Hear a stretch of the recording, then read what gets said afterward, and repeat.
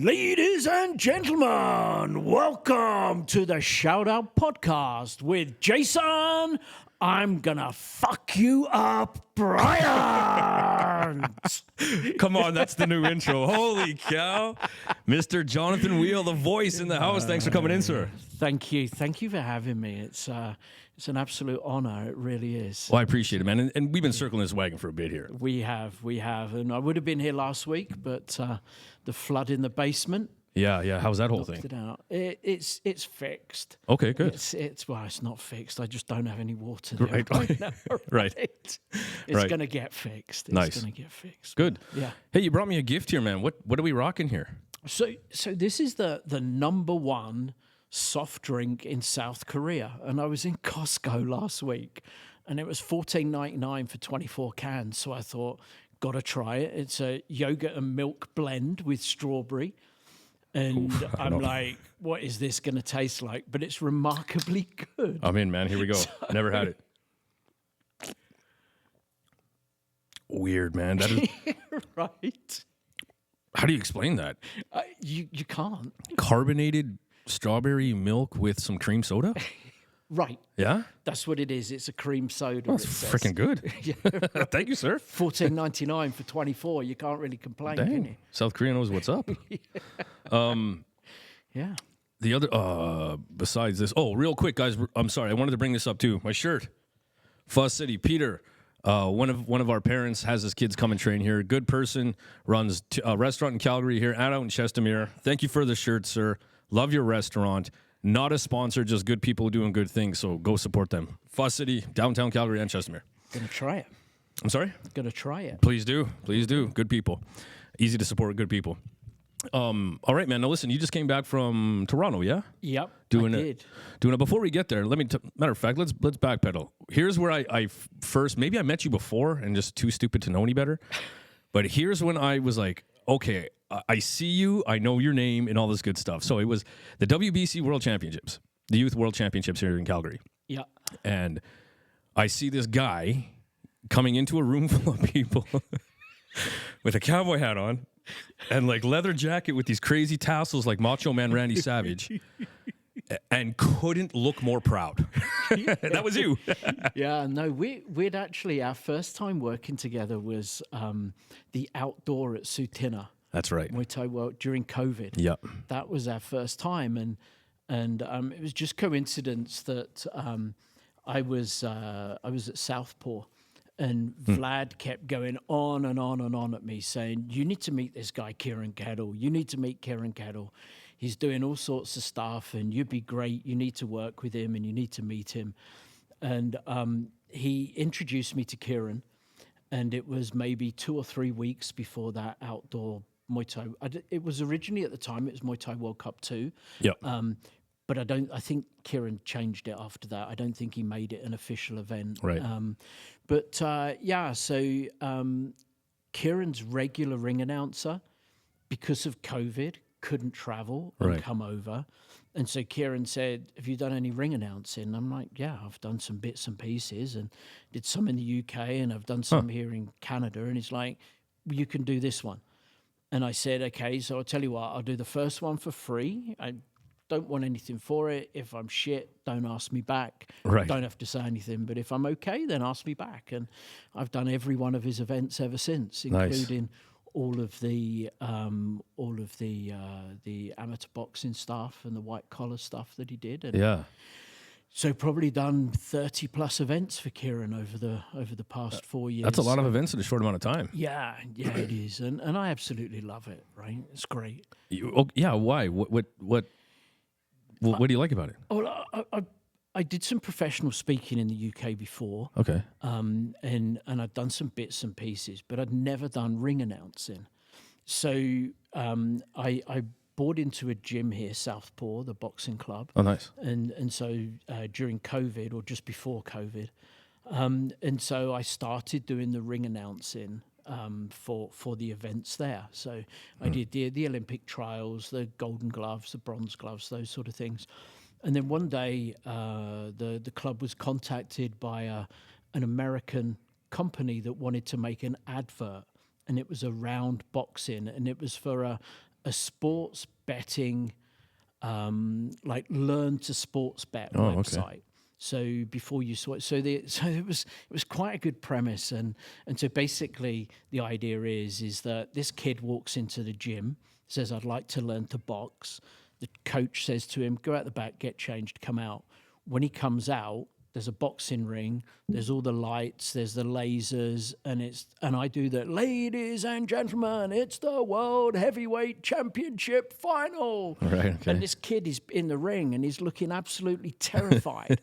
and one of the boxers at the club, he's like 6'8" and he's absolutely huge. That was his opponent. Oh, okay. And so he gets into the ring, and obviously the cameras, this guy monster walking towards him, and next thing he's on the floor unconscious. And the tagline for the advert is, "You wouldn't get into a boxing ring without any training, so don't go on a sports betting site without training." There you go. Right, that was the advert. So I did that, and then that was it. Right, people started contacting me, and it was like, "Can you come and do our ring announcing?" And then obviously with Kieran stuff, it got more and more, and sort of taken off from there.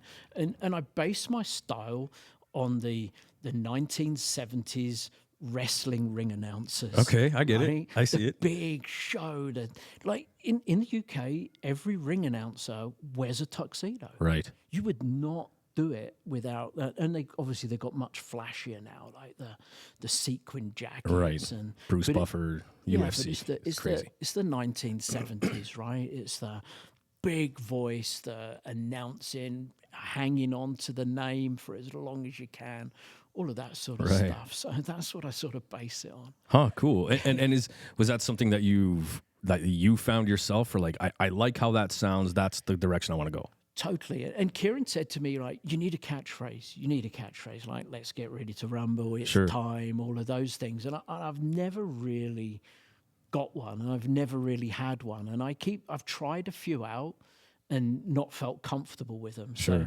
it's something that I'm still working on. Nice. I fell into the start of the podcast and anything else, it's always hi or hello fight fans. Because I don't know how to start otherwise. Like, hi, we're back. Like, I don't know how to start. So I kind of just fell into that on purpose. So once I got that out, then the rest comes easy. But how do you, where would an announcer have a tagline? Like where would you use it?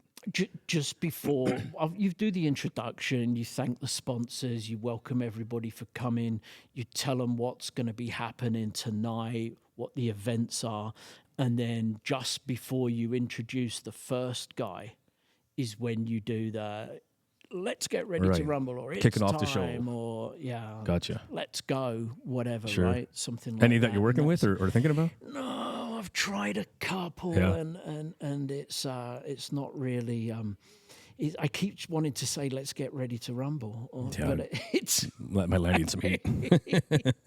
I might get in trouble if I use that one, right? But and if you get it wrong, but it's organic, you're kind of like, But if you force it, it's awful, right? Yeah. It's funny. I usually have some notes on my cards. I've gone technology now, and I have an iPad Mini, right? But which allows me to change things because, as you know, when you do a show, like the show on Saturday night, a couple of the fight orders got changed, but it wasn't on my card.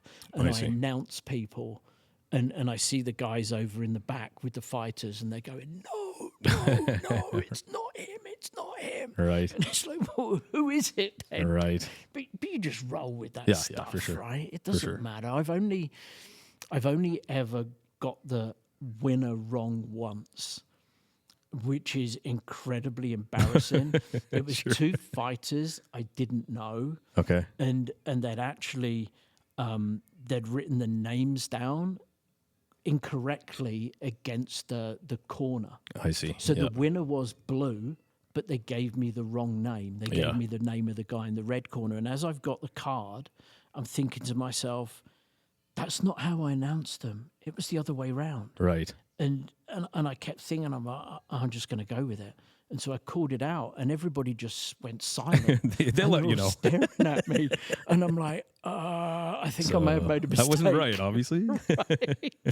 That's the only time I've done it, and that was right at the beginning, right? That's pretty awesome, man. I also messed up at the Road to One finals. I'd got the corners down, the colours wrong for Cody. Oh, yeah. And so I called Cody first. Right. That's right. And it wasn't Cody. Right. It was, That's right. That's right. I do remember that now, yeah. that was like, the ground needs to open up. Yeah. Yeah. Whoops. Rewind. Hey, it's live, right? Right. And bro, all the lights are on you. They're all on you. Everyone's staring at you. If you make a mistake, frig off. I love that stuff. Right? Yeah. That's why I do it. You can tell I love being the center of attention, right? Want everybody looking at me. Why? Like, what is it? Okay, but before we get there, I see that in the most positive way, by the way. Let me kick this in. We don't need that. Yeah. So I explained it as, and we've had a few conversations. So I've seen some ring announcers who, I'm not knocking anybody. I'm not calling any names, nothing. But I see it. They try to make it about them, and they really overdo it. No. And then I see some that go the other direction. I read the script and I get out of there. And I don't like that either. Nope. I find you have a good mix of professionalism, obviously the voice, the look, the tuxedo and everything. The accent helps. Yeah. But also like crowd play and like some looseness. You know what I mean? Like it's really funny. And I don't know why. I mean, one of the biggest fears of people is public speaking. Yeah. And it does not, honestly, I don't have the slightest nerves whatsoever. The only time I'm ever nervous is when we're at Sutina and the first word I say is Dadanastada, which is welcome in Sutina. Okay. And so I shout out Dadanastada.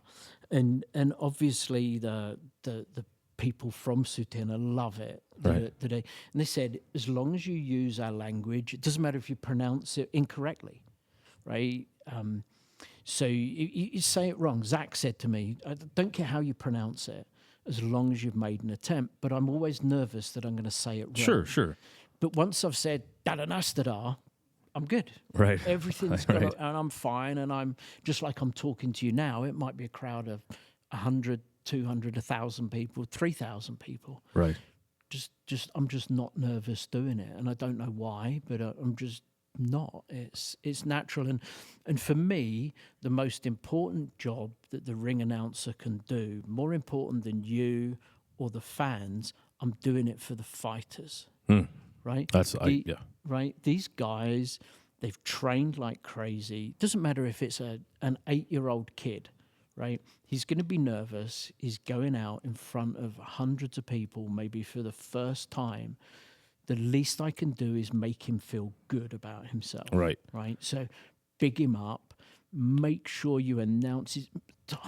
I hate it if somebody mispronounces somebody's name. Yeah. That is the biggest thing you could do, and because you have to pronounce right. names, right? And I feel the least I can do is get your name right. Right. Yeah. Right. So. I will meet every fighter before the contest starts, before the opening, and I will sit with them in the dressing room and say, how do you pronounce your name? Nice. And if I'll often make 2 or 3 attempts, and they say, that'll do. No, that won't do. Right. I want to say, how do you say it? This is your time. I want to say it like you say it. Like Max Koryoviakovsky, right? And he was like, just say Max. No, it's Max See, I'm even struggling. Koryoviakovsky, right? I'm going to say it right. Yeah. Because you deserve that, right. if nothing else, right? And it's the same. And I love it when guys put up their fights on YouTube or anything, and they include my intro. Right. That's the best feeling in the world, because I know that fighter felt it when he came out. Right. And think of the hundreds, if not tens of thousands of times leading up to that fight, while they're out running, while they're training, while they're hitting the bag, where they hear your voice saying their name, right? They've replayed that a million times. right? It's important to them. They pretend it's not, but it is, as it should be. It is, and as I said, I think I do it more for the fighters than the crowd, and I love to do the introductions. That's one of my. I don't know if you've seen that Instagram clip of the fighter in Thailand, and he's fighting against, I think, is an Australian guy, and when they introduce the Thai fighter, they introduce his titles, and he's got like 15 or 20 different titles, and he's like the champion of all these different arenas. Right. And the tag is like, when you're fighting a guy, and this is his ring. This is my guy. That's the thing. I say to him, what's your win-loss record? What titles have you won? I don't care if it was I won my club championship. Right. I want to say it. Right. I want the people to remember you. Yep. Right. And so that's all part of it. So that's why it's like, it's not an ego thing for me. I'll go up there and I'll say whatever is on the card and what I'm told to say. But I love being part of the show. Yeah, it doesn't mean you can't enjoy the shit out of yourself. Yeah. Love being part of the show. Yeah, yeah. That's me too. the thing. And the shows that we put on with Muay Thai World Cup, right? And some of the other guys like Michael is doing now in Ontario, is that they're making the shows like a Vegas show. Like you could be the UFC, it could be anything. And it's, you know, the crowds are in there, they've got the professional lighting, the professional directors. Professional announcers. Right, the cameraman, everything. It just makes such a difference to the show. It does, yeah. And people come back for that. That's what they'll remember. They won't necessarily remember the fights. Right. Because they'll remember their buddies fight, you know? Right. Yeah. But again, you've got to attract people who will come not just to watch their buddy fight. Right, yep. They're coming along for a show. An evening's entertainment. They can bring their wife, their girlfriend, their buddies. It's a show. It's entertainment at the end of the day. Right. If you think about it, besides the fighters like being the most important, in my opinion, you're kind of number two. Do you feel any pressure in that at all, or do you think about that? No, and it's funny. I was at a Flames game a couple of years ago, and there was a guy sat next to me, and he'd got his young kid, and the kid wanted the popcorn, he wanted to pop, he wanted all these things. This guy kept getting up and moving past me, and he got up one time, and I said, "What is it this time? Is it the ice cream?" And he's like, "Yeah." I said, "Bring me back a mix," right? And he come back and he sat down, and I'm like, "Where's my mix?" And he went, "I know you," and I'm like, "Do you?" He went, "You're the face of Muay Thai World Cup, aren't you?" Yeah. Like, oh, that is the best. Sure, yeah. And he's like, "Yeah." I said, "Do you come to the shows?" No, pay-per-view every single one. Is that right? He said, I said, "You live in Calgary?" He said, "Yep, pay-per-view every single one." Huh. He said, "I watch every single event that Wow. you've ever done." He said, "Love them." Cool. And I'm like, "That's great." And then I was, I do background acting as well. So I there's a lot of movies being made here. So I was doing a movie called The Order with Jude Law and Nicholas Hoult, and I was like, I don't have much hair to do, right? Hair is pretty quick for me, but I was in makeup, and I was standing in the line with all the other BGs waiting to get my makeup done, and a guy said the same thing. He said, "You're the ring announcer from Muay Thai World Cup, aren't you?" I'm like, wow. And I probably spend more time on camera than anybody else. Huh. Right? How does it make you feel to hear shows. that when you hear that recognition? It makes for me, it makes me think, number one, I must do an all right job. Yeah. And number two is people are watching the show. And that's what I want. I want people to watch the show, because I want these guys that are fighting, I want them to start earning money. Yep. I want them to be recognized and to have more sports than hockey here, and encourage kids to come along, because they'll see your Jake Peacocks and your Codys and those other guys that are getting onto the one championship, and I want them to say, "I want to be like that. Yeah. I want to do that." And so they've got to be watching the fights. They've got to get into it. They've got to know Be part who of the these scene. guys are, and then come along to a club like yours and learn. right? In a nice, friendly environment where they're going to learn, they're going to be welcomed, and that's what it's all about. It's the same with the boxing, right? It's the same with the boxing. You know, boxing is really is dwindling in numbers. I see that in the clubs. Is that right? But yeah, but you get, you know, there's a lot more politics in boxing than there is in Muay Thai and kickboxing and other sports. Like I did a Golden Gloves a few weeks ago. So sorry, about 3 years ago, I did the Golden Gloves, and it was, the Golden Gloves is like almost the most prestigious behind the provincial championships, right?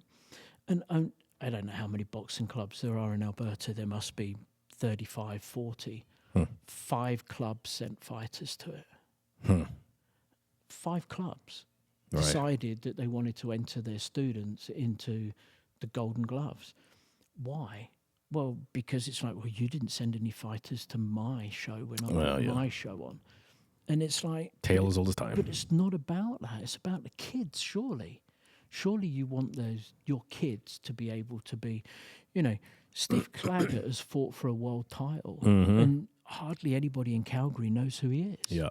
That's a tragedy. Yeah. It's tragic that people don't know. There's a young kid right now. There's 2 young brothers called Pagaling, and they fight at a Calgary Boxing Club. That I've been watching them fight since probably for like 6 years now, when they're like 8, 9, 10 years old, and I've watched them and watched them and watched them. This guy's I think it's Jacob that recently won the national championships, and he is an incredible fighter, but they're not getting the recognition. The same Muay Thai, any combat sports, we don't get the recognition that it deserves.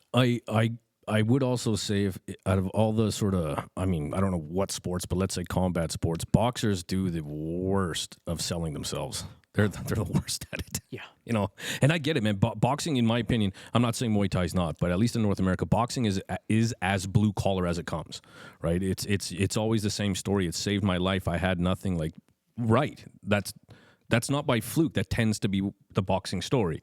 So I do got to say that, man, they do an awful job of that too, though, just promoting themselves. They do. Yeah. They do, and we don't push it. And you know, one of the coaches who I love, is probably one of the top coaches in Canada, is Vlad, and Friend of the show. He is, and he's friend of everybody that's into combat sports. He's trained some great Muay Thai fighters, right, on their boxing, coached them on their boxing skills. And if there's any Muay Thai fighters listening and you want to up your boxing skills, Vlad is your guy. That's right? it. Go to Vlad. MMA too. He's doing that as well, yeah? He had a world champion, and I wish I could pronounce the guy's name, but he's coming back into it now. Huh. He went out for a while. He's living in New York. And I could never pronounce his name correctly. But he's a big guy. He's very, very good. And Vlad has brought on some incredible talent. He coached Steve for a while. He's got 4 or 5 guys now who are right at the top of their amateur career, and they're ready to go pro. And so guys like Nike Blackmore. Yeah, met him. You met Nike. Yeah. You won at that WBC event. That's right. That we put on. Yeah. And he's phenomenal. And the guy that he beat in that final has now turned pro, and I believe he's 3-0 now in pro. But again, is when you're starting off in pro boxing, it's the same as any other. You're doing it for nothing. Yeah. Right. You maybe get your hotel paid. You maybe get your travel paid, and you've got to be matched up against somebody. And these guys in Alberta, they fought multiple times. Right. Right. The other guys in Alberta, so we need to be bringing in fresh talent. Cleaned out the pool. Time to.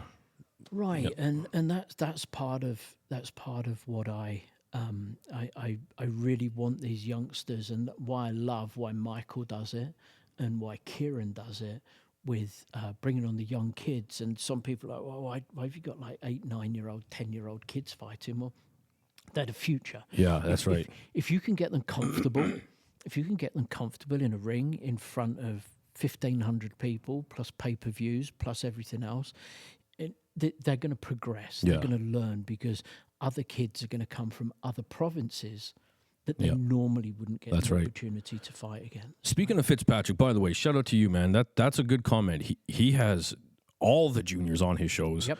As a matter of fact, he does several junior only shows a year. Like he might be. From my knowledge, yell at me if I'm wrong. I can't think of another promotion that has just kids only. And if you do, I guarantee it's not several times a year. We did Muay Thai World Cup Juniors. Yeah, I remember that. One time. Yeah. And that was a great event. Yep. That was a really good event, but it's difficulty attracting fans to those events. It's difficult getting any revenue in, and your costs are, you've got costs and you've got to be making, even if you the target's to break even at worst, right? Yeah. You don't want to be losing money. But that event I did in Toronto last week was Rise of the Warrior 6, and you and I have done. I did 4 with you, I think. Did you do number 1? I don't think so. I didn't. I think we both did 2, 3, 4, and 5. I think we both did Yeah. those. Yeah. And then I went out and did 6.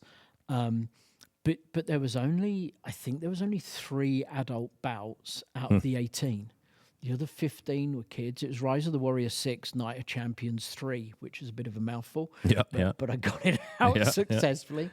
But we had a team that it's the second time I've seen them. They come up from, it's called Hills, and they're in San Jose. Oh yeah. And they brought up like 7 kids to fight, and they took away like 5 belts. And they're an incredible group of people that are absolutely dedicated to these kids that are all under like 13, 14.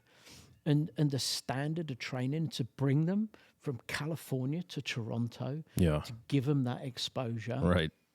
Dedication. Kids don't get of that these- normally, right? No. Yeah. But Michael puts these on. Yeah. And as I say, of the 18 fights, I think the only, apart from the kids, there was 2 or 3 like 16, 17-year-old fights, but it was their first time. Yeah. These guys were cut, they were muscled, they looked like, they've been fighting for years, but they weren't. 16, 17-year-old, Right. dedicated to it. Yeah. Absolutely dedicated to it. And it was great to do a show like that. Yeah. And Nice. again, you can do your ring announcing voice. You can Right. make a big deal of it, and the parents are coming up and saying, "Can you say this and can you say that?" That would drive me fucking bananas. Oh, I love it! I love it. And I say to I admit people, if you've not got a name, if you don't give me a name before you get in the ring, I'm going to give you one. I'm going to give you a name. I'm going to make one up for you. Right? Nice. And it's quite funny when you get some of the older guys as well that I've never got a fight in name. But that's what I was talking about earlier, man. Like loosen your tie a little, have some fun, Right. Yeah. Yeah, let's go crazy. Like we were doing that muscle cam thing Right. for some of them. Right. Right. Yeah, that's what I mean. Yeah. Crazy stuff. Yeah. But it gets the crowd in the intervals. Yeah. Gets them going. I mean, we've been talking for years. We need to do a Q&A during one of the interviews, right? That's a good idea. I ask you the questions, you answer them about the rules. Sure. Right? Yeah. What scores more? How do you score a point? What's a knockdown? What's all this clinching? What can you do? What you can't Christ, do? you're gonna get me in trouble. Right? No, I'll preload the questions. Sure. Yeah. But those are some of the things, and I wonder if like that Road to One final, we sold out every ticket. Right? We had 55, I think it was, VIP tables. Yeah. We sold every ticket. And I can remember the people on the front desk saying to Kieran that was the most people they'd ever turned away for a show there. Really? Most people they'd turned away because Muay Thai World Cup, people would turn up on the day It'll make a of the promoter show. cry. And they'd turn up on the day of the show and we'd maybe have 200-300 people. Calgary people are famous for that, right? Oh, yeah. Turn up at the last minute, book your tickets at the last minute. And so they had like 200-300 people turn up on the Saturday and they couldn't get in That's because what they you had get. no tickets left, right? Right. And that room was electric that night. It's crazy. I'd never known anything like that. It was absolutely electric. Yeah. And you had Tay win. Yeah. And I love Morgan, right? Yeah, me too. She's really good. She's so tough. Yeah. Right? And she's a great fighter. And the difference in height between her. Yeah. And I like Tay the librarian, Right. She looks like she should be telling you to be quiet in the library. Right?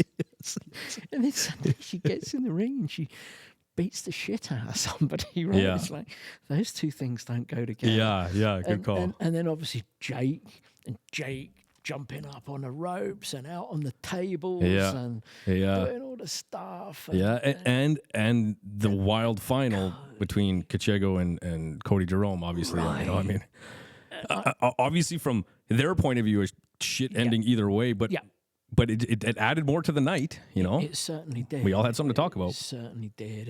And those guys... And we've brought through so many good guys, and Quinn and DeVal, and who I listen to on the show, right? They're such good guys, right? They're so funny. And they're characters. Yeah. And we need more of that in sport. We need more characters, and we don't need your guys who throw chairs at buses and things like that. We need characters, people that the crowd can learn to like, right, and to go along. Quinn brings people with him everywhere he goes, right? Yeah. It's just that's how I see it evolving, right? Sure. And that's how it's the show. Yep. It's Agreed. All about the show. It's just I would like to hope the podcast helps with that, getting to know the people around here. You know, of course it does. It does. And I the first time I listened to you. Couple of years ago, 3 years ago, I then went back and listened to the whole back catalogue when I'm out driving, right? It's the new, audio books. That's right. I drive a lot, and your radio stations here in North America all have adverts on them unless you're going to pay for. So if you're traveling around and you're going through different cities and everything, so you got I listen to podcasts, and me too. Yours is always the first one that comes up, right? Right on. And I'm really into the Matt Lucas and David Walliams. I don't know if you've heard their new podcast from Little Britain, but they do one where they bring somebody famous in, and they make a movie of their life. Oh, no way. Okay. And so they have to tell the story of their life in movie format. So they have an opening scene and an end of the first section. And and it's amazing. But anyway, not as good as your podcast. No, not even close. Nowhere near, not in the same league, right? You know what's funny talking about that okay, so we first met doing the first outdoor show. Yeah. Now, I can't remember you at all, because I was just simply shitting my pants scared. Right. Like, I was kind of, I was serious. Like, I'd like to try it one day. And, like, you kind of bring it up to Kieran. Hey, maybe one day, if, on the next one, you're like, whoa. I was just kind of half serious. But you're like, and then it's like, oh, yeah, by the way, there's going to be no crowd. And everyone is going to be able to hear you, including both corners. I was like, so scared to say anything. I look at the corner, like, I'm sorry. But what an event that was. It was crazy. Right, Michael Fitzpatrick against Justin Parsons. Yep. And then, obviously, the main event, Mark McKinnon and Tim Lowe. Oh, man. Right? That was just, like, brutal. That was two gladiators. Yep. Going at it. Speaking of that fight, I know if there's anything you should learn, it's don't read comments. Well, I just did a few days ago on that fight, and someone said, man, the commentator's annoying. And there was 8 likes, but I got to be honest, rewatching it, I'm like, God, you're so right. It was, but let me explain a few things why. Maybe. Hey, listen, I'm still dude. But I didn't have a chair, so I'm wandering around like a stage DJ. Everybody can hear me. I'm like this is weird. This is fucking weird. So, and then it was just really loud in the mic. And the other part was I was way overboard because I'm watching my friend and teammate get fucking demolished in the ring. Yeah. That was really hard on me. Yeah. Oh man, I had to replay that fight a few times, just like, holy shit. Like, and Tim, I love you obviously, but, and Mark for that matter, but man, that was for those who think I was annoying, click a like for me. I agree. No, it was weird because I'm like, I'd never done an event like that before. Right. So it was strange for me. Yeah. It was strange that we did the 10 bells for the guy that passed away, and I'd never done that before either. Right. That was my first time. And then of course we did the handover in the ring where you interviewed the winners. Right. I've never done that before. Right. And I'm like, who's this guy? Right. And you had somebody else with you as well, didn't you? Caleb Simeon, I think was his name. I think it was. Yeah, you Yeah. had somebody, and I never saw him again. Yeah, me neither. Yeah. And you did that one, and then we did a couple at the Seven Chiefs, right? Yep. And they got bigger and bigger. Yep. And then we had like 2,500, 3,000 in for one of them, and I think that was Jake's first time. Okay. That might have been Jake, so it would have been World Cup 4, I think. I'm trying to think. Was that against Eric Rocha? Yeah. It was when he won the title. Yeah. That was when he won the WBC title. But anyway, it was those were just such. So that was your first event, was it? The outdoor one that you had done the commentating for? Yeah. Well, it was a few before that actually, or maybe I did one before that. But same thing. It was outside. Weird. Yeah.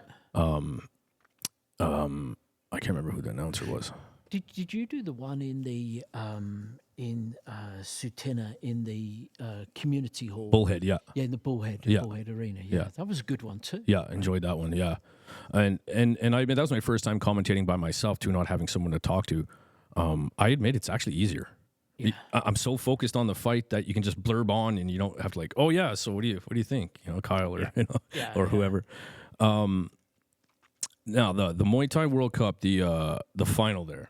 So kind of like you, when I was a kid, I was scared of public speaking. If I had to do things at an assembly, I was scared, whatever. Maybe it's from teaching martial arts, but eventually it's like, if I have a mic in my hand, I don't think, I don't like, oh, it looks like I'm the boss, but kind of like, I'm fine here, take the mic. And you're like, all right, looks like I'm the man right now. Like, that's just kind of how I look at it. Like, all right, here we go. And I became just sort of comfortable. And I think of it as just turn on the sensei voice. Just pretend like you're talking to class and everything will work out.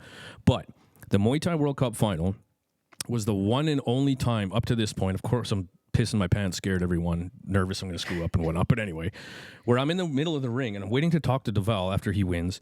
And I look up and I just see eyes from as far as I can see left as far as I can see right. And for a brief moment, I was like, oh my, like everyone's staring at me. And then finally, when Deval came in, I asked him that too, like, what do you think about all these eyes? And I thought he was joking. He looked up and went, a little bit of stage fright and ha, ha, ha, ha. And afterwards, he was like, no. Once you said that and I looked, it was like, oh my God, everyone is staring at me. Like, that's the one and only time I've felt that. Have you